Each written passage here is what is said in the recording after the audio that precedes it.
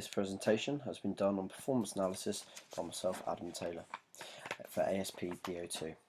The aims of the presentation are to show what performance analysis is, how performance analysis can be used in the coaching process and assist the coaches as a tool. Also, it looks at how GameBreaker can be used and what the positives and negatives are for using notational analysis.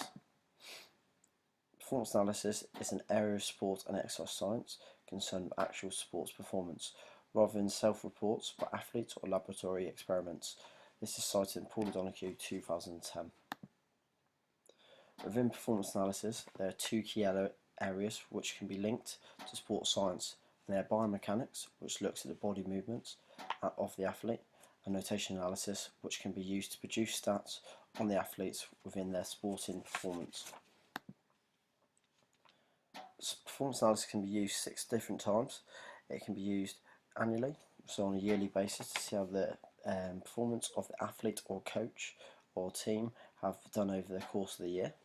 Also, it can be done at set times throughout the season to allow coaches to make changes to their squads if one of the athletes is not performing at the levels the coach requires during the key moments in the season. So for an example of this, as it's coming up to the transfer window in football, the coach or a manager might see an area that they would want to improve and they need to do some scouting. So this is why notation analysis can be helped to improve on looking at new players coming in. Also, it can be used before a match, so looking at the opposition tactics. During the match, again looking at opposition tactics, but also looking at their own players and seeing if changes are needed. And after the match, to review key moments which happen in the game.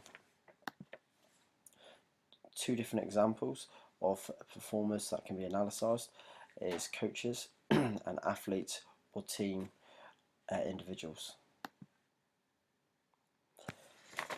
Within performance analysis, there's performance indicators, and they can be used to describe some or all aspects of the sports performance of an athlete.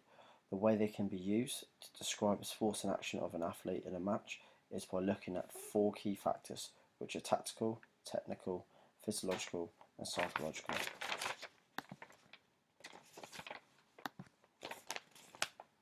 The role of performance analysis when working with the coach and the athlete is to enhance the performance through a cycle of observation, so watching the athlete, analysing of the athlete by putting together reports of the performance stats on their performance, evaluation, so using the results to look at key areas that need addressing in training to allow the development of the athlete, producing the report for the coach so that they can give the athlete feedback on their performance, and then planning of the coach for the next session to improve the athlete. This can all be linked into the coaching process. The next part looks at notation analysis and why it was used, how it was used and what was analysed. Notation analysis was used as it helps coaches to be able to review the key moments that happen in the game which might have been missed. As previous studies by Franks and Miller 1986 found, that coaches at the international level can only remember 45% of key events that happen in the match, so this leaves 55% of key moments that the coach could have missed in the game. Another recent study was conducted by Lard and Waters 2008, and this was done on UEFA coaches, and even though the percentage of remembering key moments went up to 59%, it still left 41% that was missed. This is why notational analysis has an important part to play in helping coaches and is a useful tool for them to remember key moments. This is other reasons to why notation analysis was chosen. The software which was chosen for this presentation was GameBreaker. GameBreaker in this presentation was used to record the match between Plymouth Argyle and Newport. How GameBreaker works and what can be recorded on GameBreaker can be seen on my Weebly page, attached on my Mahara page. The main things what was used in this presentation was the Excel spreadsheet, which you'd be able to see on the raw data, and that was all through GameBreaker. What was notated in the game between Plymouth Argyle and Newport It looked at two performance indicators, which are short and long passing for both teams in the first 10 minutes of each half, and the last 10 minutes of each half, plus injury time. The reasons for this was to look at the three goals, which are performance and process goals and outcome goals, which look at the smaller goals of performing and winning, and that is produce and performance goals.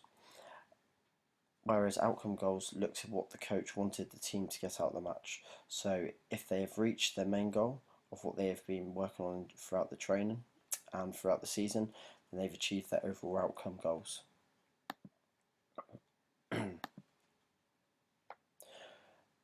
The final part of this presentation looks at the results from what was concluded of a notation analysis in the match between Plymouth and Newport.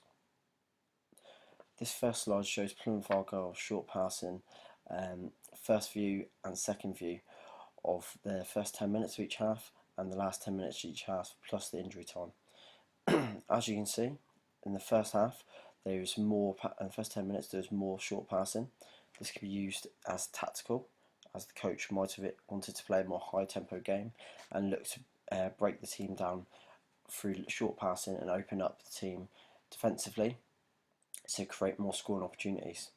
But as the game went on, so if you're looking at the red areas on the first view and the second view, it shows that there's still trying to keep the same amount of passes or trying to keep up a high tempo of short passes coming into the last 10 minutes of the first half. But as the second and third half went on, then the short passing producing by Plymouth went down. So it was 0-0 at that point, and they might have been trying to play more longer balls to try and influence the defence and try and open them up to score a goal and win the game.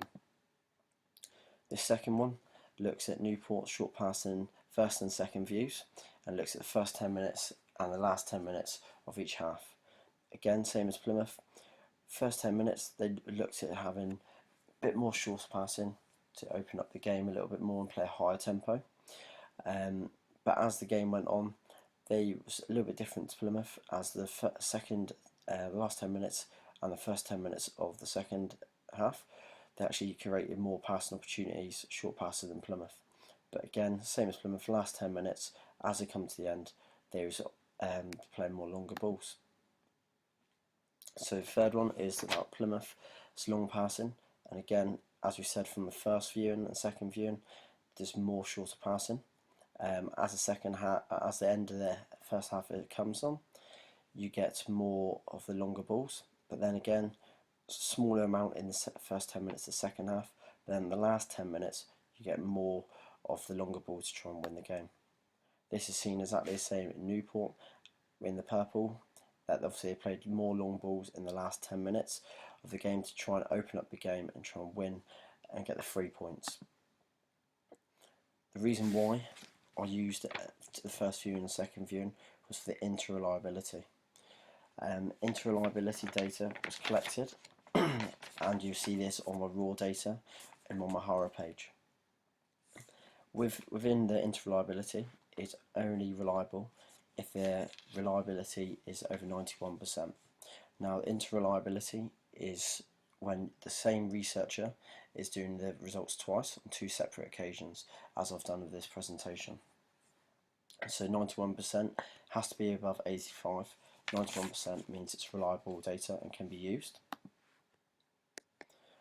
There are limitations with using notation analysis, and some of the main limitations are the cost of the software and the cameras used. So smaller clubs football clubs might not be able to get the best technology on the market, which would put them at a disadvantage compared to the more richer clubs who might have more money to afford the new advances in technology and get more camera angles and better cameras, but also get more analysis to record the game. Also, external factors which can be limitations are the weather conditions. So for an example, in the game, this presentation notated it was very windy and raining. Other external factors are the tactical decisions, venue, and also the quality of the opposition and the quality of the players that the manager has to pick from. That's my presentation.